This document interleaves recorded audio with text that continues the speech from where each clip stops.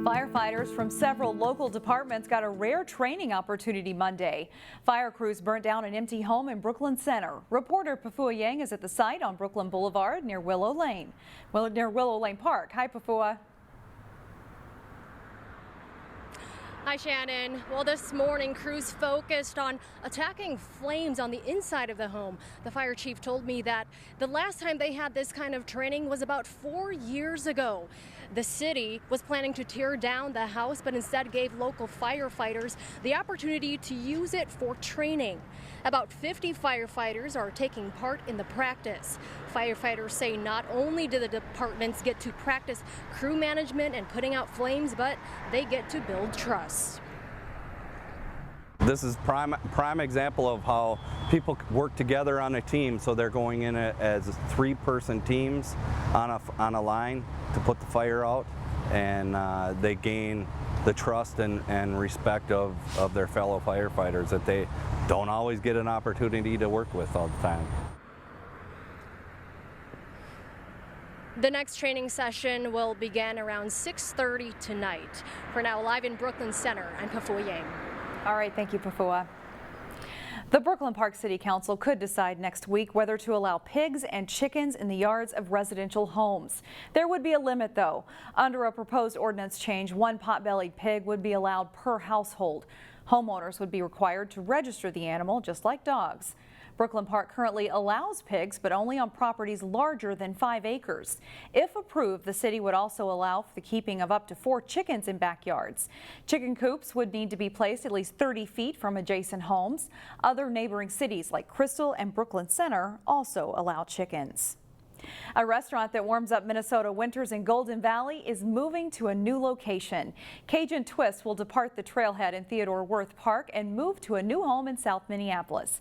The reason for the move? Cajun Twist outgrew its home and they simply needed more space.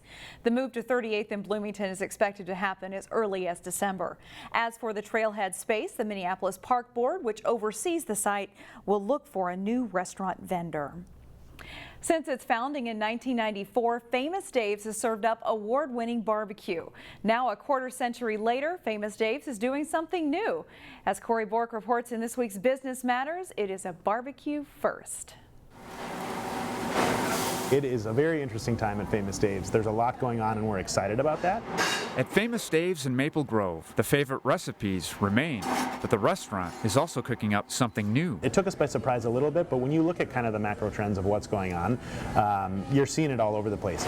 A surprise to know that at a place known for barbecue meats, its menu now includes barbecue entrees that aren't meat at all. The first thing we're going to show off here is the barbecue bowl. It's on a bed of cilantro lime rice. 4 new protein options, all plant-based. In the menu here, we've got an insert front and center. And all on the menu thanks to a partnership with California-based Beyond Meat Company. If you've never had pineapple on a burger, you're going to order it more often. So why offer vegan at a place where customers typically thirst for barbecue meat? Anyone that is a vegan can eat any of these items, but we are also trying to appeal to a flexitarian guest. You know, there are 70% of consumers say, you know, at least one day a week they're trying to cut meat out of their diet in some way, shape, or form, and that could be for health reasons, that could be for environmental reasons, but they're trying to intrinsically kind of make that impact. According to Famous Dave's spokesperson Casey Glazer, Maple Grove was the first to roll out the new plant-based options. We didn't want to just throw something out there quickly to have it out there. Famous Dave's culinary director says the Beyond Meat options were put to the test at the company's Minnetonka headquarters. We did some focus groups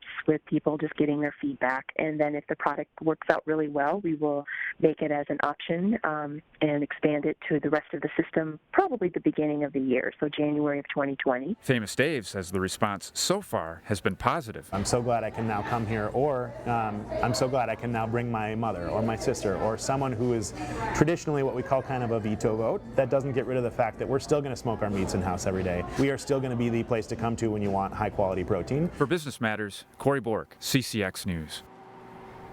And you can now find the new meatless options at all 9 Twin Cities locations. Famous Dave's will see how they do over a 60-day test period. A first-of-its-kind event at Crystal Airport this past weekend. Area pilots put on a demonstration of a special kind of flying.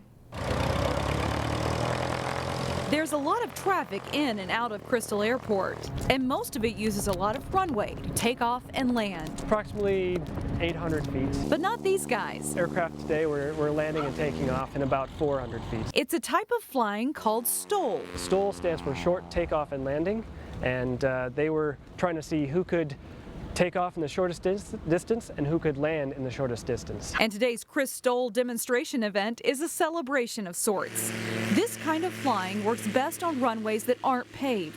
Crystal has a grass runway, but it came close to losing it when the Metropolitan Airports Commission released a comprehensive plan. One of the recommendations of that comprehensive plan was to eliminate the turf. But pilots rallied. Crystal's turf strip is the only public one in the area. Airplanes like these with tail wheels instead of a wheel under the nose do better on grass. Mac listened to the pilots and changed the plan. Being able to save it is really a great asset for the reliever airports in Minneapolis, St. Paul. An asset worth celebrating with a day of fun. Not just with the STOL demonstration, but a couple of classic planes showed up too. And showed off. The best thing is getting pilots together and getting young people and other people interested in aviation. Airport manager Phil Tiedemann says events like these are rare at Crystal. We couldn't remember or see in our records anything like this happening before. It could be the start of an annual tradition that blends in fun with sharp piloting skills. We've got a lot of feedback that they want to participate next year, and hopefully have another good weather weekend next year that we can do this event all over again. Find out more on our website.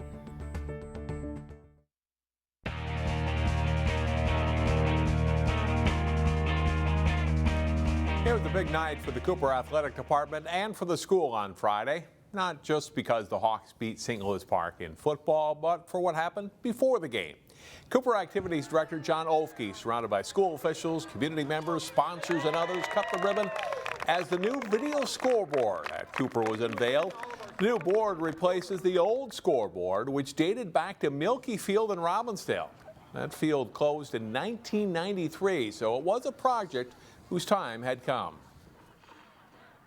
It really started with the fact that our other scoreboard was so dysfunctional and so old that we couldn't even get the right bulbs anymore to keep it running. And so it began with just replacing that piece and making sure we had a good scoreboard.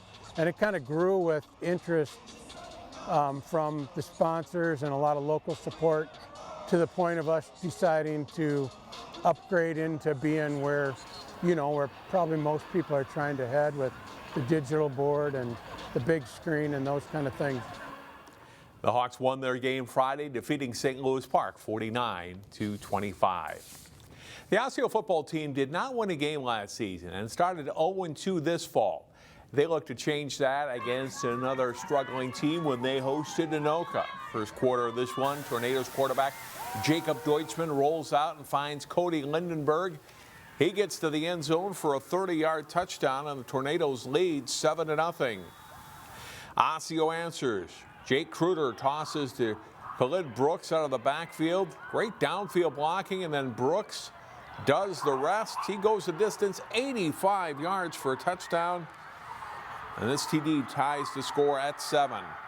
Anoka goes back in front and leads 16-7 just before halftime, when Kruder hits Jake Hill for a score. Big touchdown for the Orioles. It's 16-14 Anoka at the half. Leading 20-16 in the fourth quarter, Kruder finds Hill and makes a great catch in the end zone. The Orioles are up 27-16. Osseo's defense shuts out Anoka in the second half.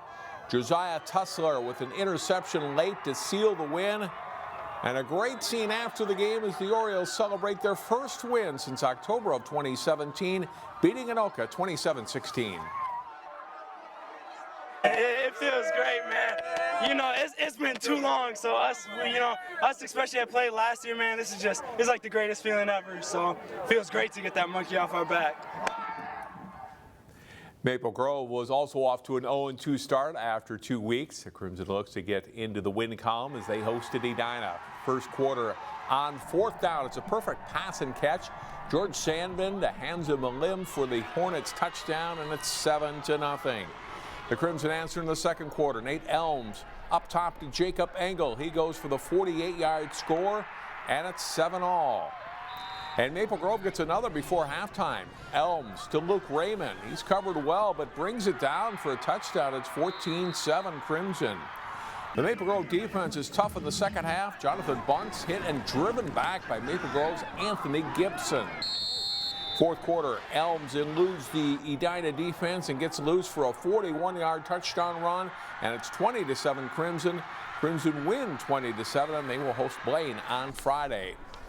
Armstrong appears to have one of its better teams in recent seasons. The Falcons won their first 2 games by big margins, and they look to make it 3 straight as they hosted Park Center.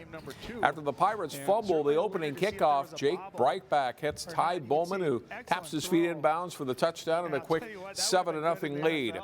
Later in the first, Breitbach looks for Bowman again, and he shields the defender from the ball and fights his way into the end zone for a 14-0 Armstrong lead at the end of 1 quarter of play. Second quarter, it's Breitbach at Caden College who goes up for the score. Falcons take a commanding 20-0 lead. They go on to win it 43-0 Falcons, the final.